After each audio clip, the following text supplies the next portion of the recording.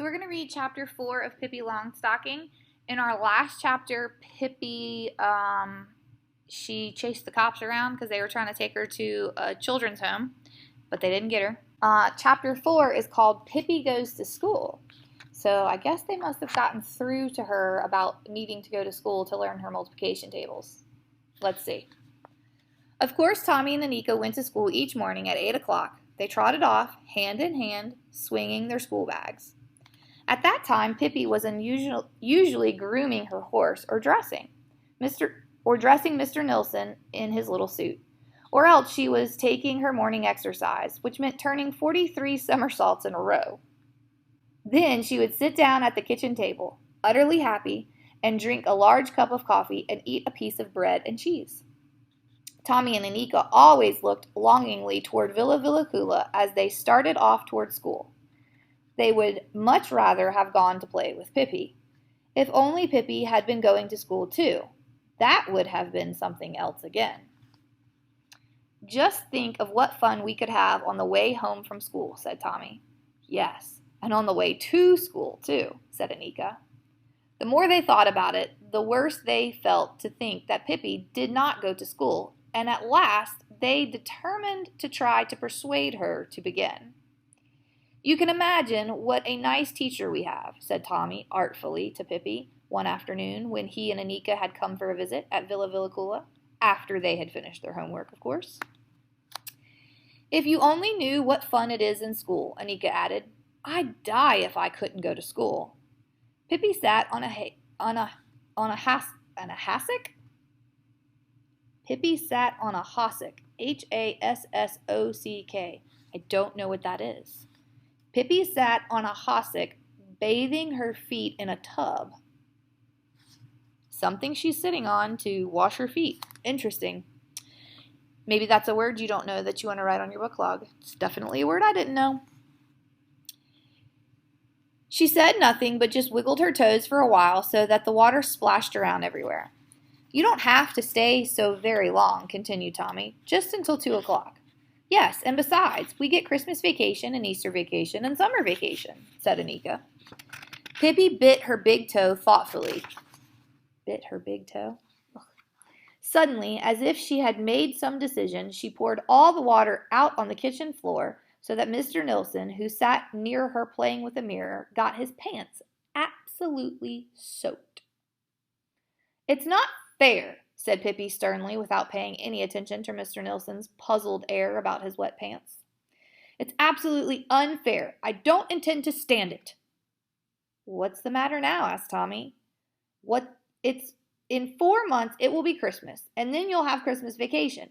But what'll I get? Pippi's voice sounded sad.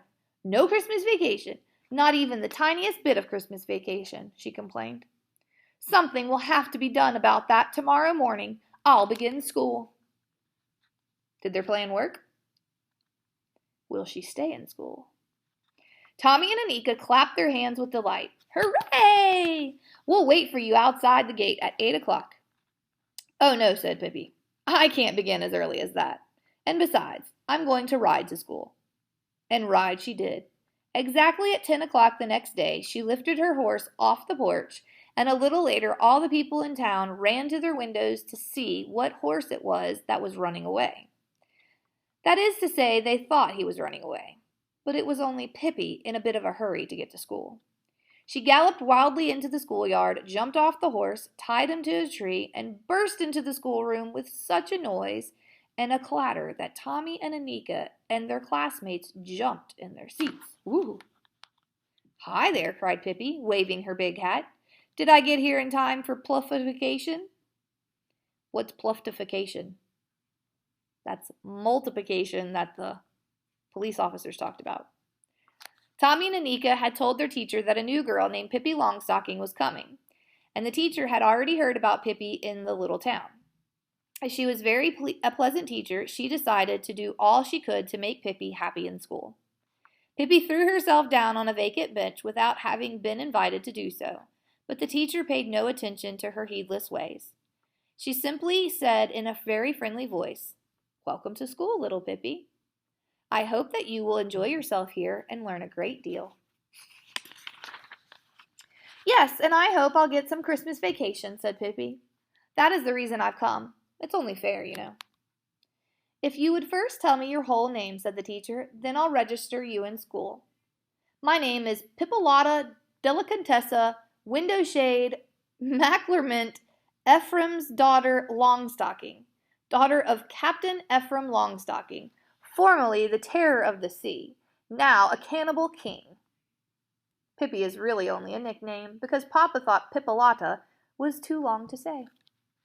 Now, we could make a connection here, and we can make a comparison and a contrast. So, Pippi's going to school, and she had to register for school, which you also have to register for school, but y'all didn't register in the same way. Your parents actually have to register you online, and Pippi she's registering herself just by showing up. That would never happen in today's world. Indeed, said the teacher. Well, then, we shall call you Pippi too. But now, she continued, suppose we test you a little and see what you know. You're a big girl and no doubt know a great deal already. Let us begin with arithmetic. Pippi, can you tell me what 7 and 5 are? Pippi, astonish yourself. You needn't think I'm going to tell you. All the children stared in horror at Pippi, and the teacher explained that one couldn't answer that way in school. I beg your pardon, said Pippi contritely. I didn't know that. I won't do it again. No, let us hope not, said the teacher. And now I will tell you that 7 and 5 are 12. See that, said Pippi. You knew it yourself. Why are you asking then? The teacher decided to act as if nothing unusual were happening and went on with her examination. Well now, Pippi, how much do you think 8 and 4 are? Oh, about 67, hazarded Pippi. Of course not, said the teacher. 8 and 4 are 12. Well, now, really, my dear little woman, said Pippi, that is carrying things too far. You just said that 7 and 5 are 12. There should be some rhyme and reason to things even in school. Furthermore, if you are so childishly interested in that foolishness, why don't you sit down in a corner by yourself and do arithmetic and leave us so we can play tag? Could you imagine talking to your teacher that way? What do you think her teacher's going to do? The teacher decided there was no point in trying to teach Pippi any more arithmetic. She began to ask the other children the arithmetic questions. Can Tommy answer this one? She asked. If Lisa has 7 apples and Axel has 9 apples, how many apples do they have together? Yes, you tell Tommy, Pippi interrupted. And tell me, too, if Lisa gets a stomachache and Axel gets more stomachache, whose fault is it and where did they get a hold of the apples in the first place? The teacher tried to pretend that she hadn't heard and turned to Anika. Now, Anika, here's an example for you. Gustav was with his schoolmates on a picnic. He had a quarter when he started out and 7 cents when he had gone home. How much did he spend? He had a quarter and 7 cents when he went home? He didn't spend very much. Can't even buy a piece of bubble gum in today's world for less than a quarter. Yes, indeed, said Pippi, and I also want to know why he was so extravagant, and if it was pop he bought, and if he washed his ears properly before he left home. The teacher decided to give up arithmetic altogether. She thought maybe Pippi would prefer to learn to read. So she took out a pretty little card with a picture of an ibex on it. In front of the ibex's nose was the letter I. It's an ibex. Do you know what an ibex is? I'm going to guess it's an animal because it says there's a picture of an ibex and in front of the ibex's nose there was the letter I. I'm going to guess it's an animal, but I'm going to look that up after this video because I would like to know. Now, Pippi, she said briskly, you'll see something jolly. You'll see here an ibex, and the letter in front of this ibex is called I.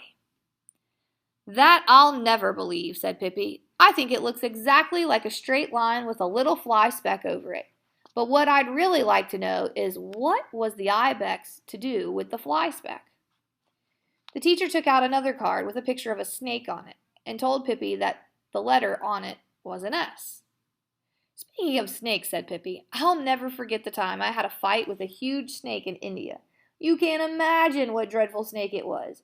14 yards long and mad as a hornet. Mad as a hornet. Ooh, that's a simile. The dreadful snake was 14 yards long and mad as a hornet.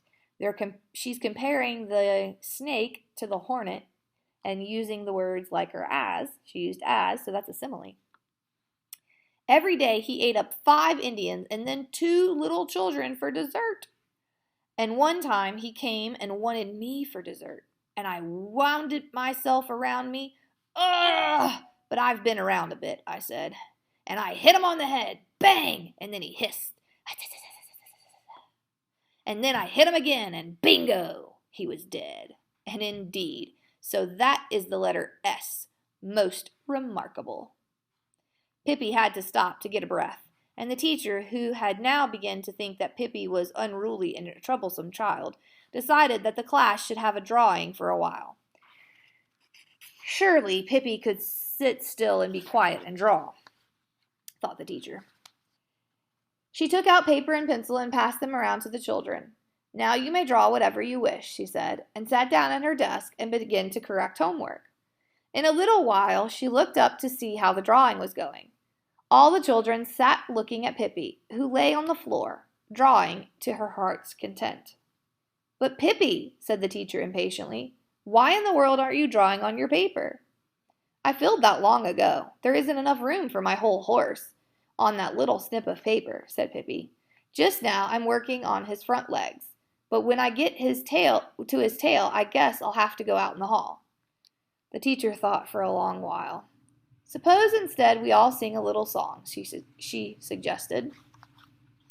So here's Pippi, lying on the floor, drawing her horse. It's a pretty good horse, but shouldn't be on the floor. All the children stood up by their seats except Pippi. She stayed where she was on the floor. You go ahead and sing, she said. I'll rest myself a while. Too much learning breaks even the healthiest. But now the teacher's patience came to an end. She told all the children to go out into the yard so she could talk to Pippi alone.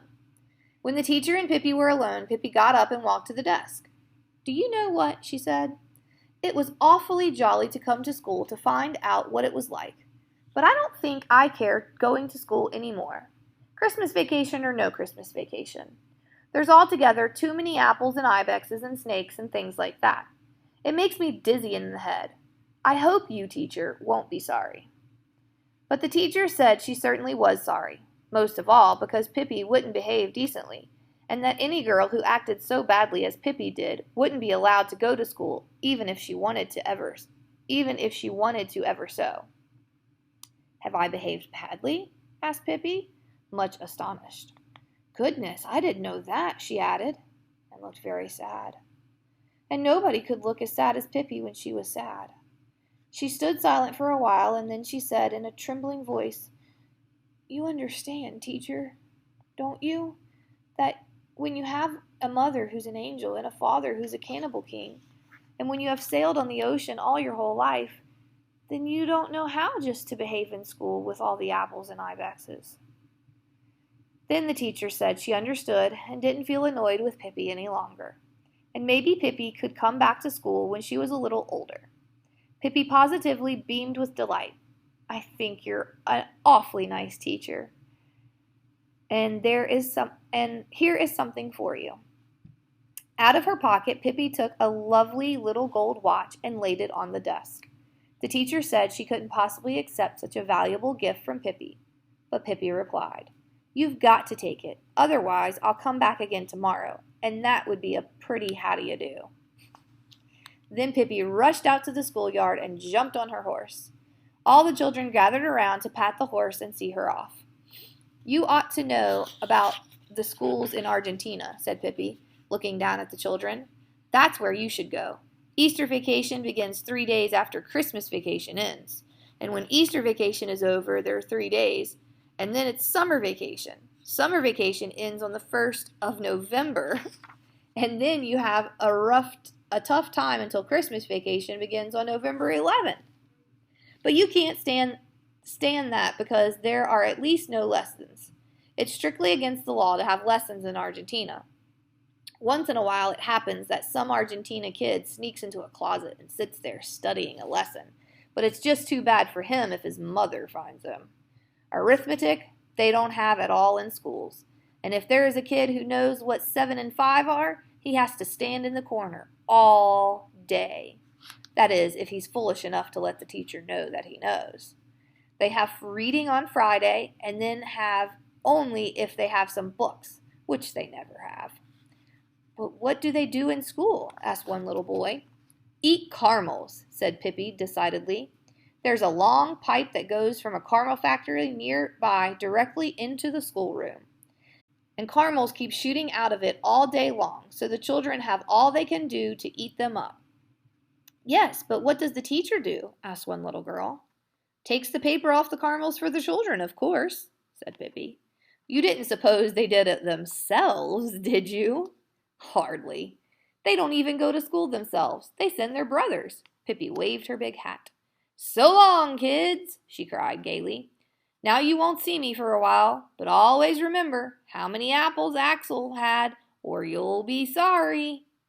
With a ringing laugh, Pippi rode out through the gate so wildly that pebbles whirled around the horse's hooves, and the window panes rattled in the schoolhouse. That is the end of chapter 4.